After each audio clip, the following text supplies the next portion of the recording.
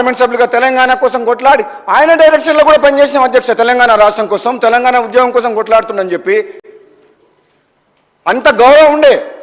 కానీ తెలంగాణ రాష్ట్రం ఇచ్చిన కాంగ్రెస్ పార్టీని కాదని తెలంగాణ ప్రజలు కేసీఆర్కి అధికారం కట్టబెట్టినా బాధపడలే అధ్యక్ష. కానీ ఈ 10 ఏళ్ల పాలనలో ఒక అహంకారపూరితంగా నిర్ణయాలు తీసుకొని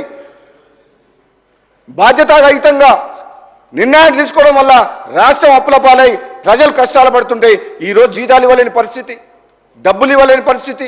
రాష్ట్రంలో టెండర్లు వేస్తే ఒక కాంట్రాక్టర్ కూడా రోడ్ వర్క్ టెండర్ ఏమంటే కూడా నేను వెయ్యను అంటుండు, బిల్లులు రాక 2-3 ఏళ్ళు అయిందని. అంటే వ్యవస్థ మొత్తం కూలిపోయింది అధ్యక్ష.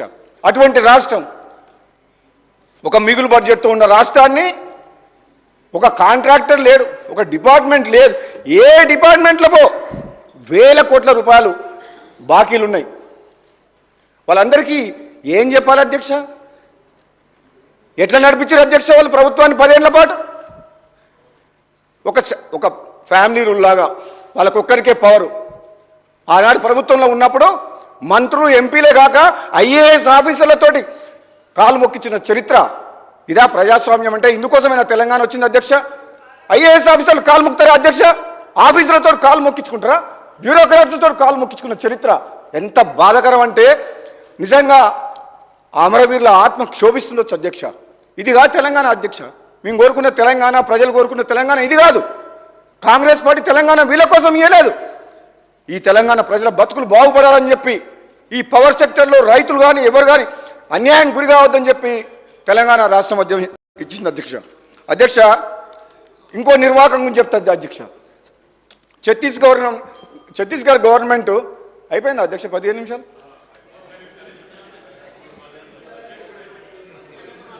అంటే అధ్యక్ష వీళ్ళు చేసిన పాపాల గురించి చెప్పాలంటే గంటల తరబడి మాట్లాడవచ్చు.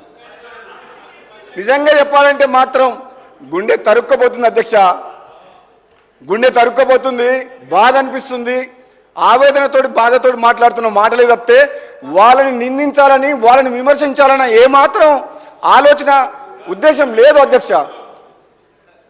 ఎంతసేపు రాజకీయ ప్రయోజనాల కోసం వాళ్ళు తీసుకున్న నిర్ణయాలు, అధికారంలోకి ఎట్లా రావాలి, అధికారంలో ఎట్లా నిలబెట్టుకోవాలి, మళ్ళీ అధికారంలోకి ఎట్లా రావాలి, రాజకీయ ప్రయోజనాలు దృష్టిలో పెట్టుకొని నిర్ణయాలు తీసుకుంటే నిజంగా రైతుల మీద ప్రేమ ఉందని వీళ్ళు అంటారు అధ్యక్ష.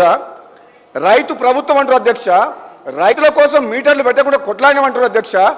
అధ్యక్ష 10 ఏళ్ల పాటు మీ నియోజకవర్గంలో కూడా అధ్యక్ష ఒక మాట, ఇప్పటికి కూడా తెలంగాణ గ్రామాల్లో మన గ్రామాల్లో ఇళ్ల మీద కరెంటు వైర్లు ఉన్నాయి అధ్యక్ష. షిఫ్టింగ్ చేయమని ప్రతి ఊర్లో అడుగుతారు. లైన్ షిఫ్ట్ చేసిన అధ్యక్ష ప్రతి పల్లెటూరులో లైన్లు షిఫ్టింగ్ చేసిండ్రా? 10 ఏళ్ల మీ 10 ఏళ్ల పాలనలో తెలంగాణలో మరి కనీసం ఊర్లల్లో ఇండ్ల మీదకి వెళ్ళిపోయే కరెంటు లైన్ కూడా షిఫ్టింగ్ చేయలేదు అధ్యక్ష.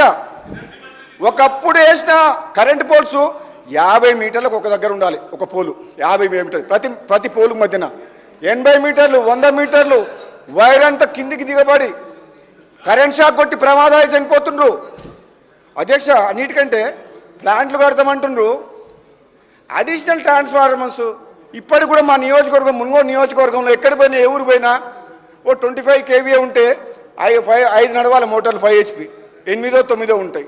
ఓ 100 kVA ఉంటే 20 నడవాలి, 25-30 ఉంటాయి. అడిషనల్ ట్రాన్స్ఫార్మర్లు ఇవ్వలేని దుస్థితి గత 10 ఏళ్లలో.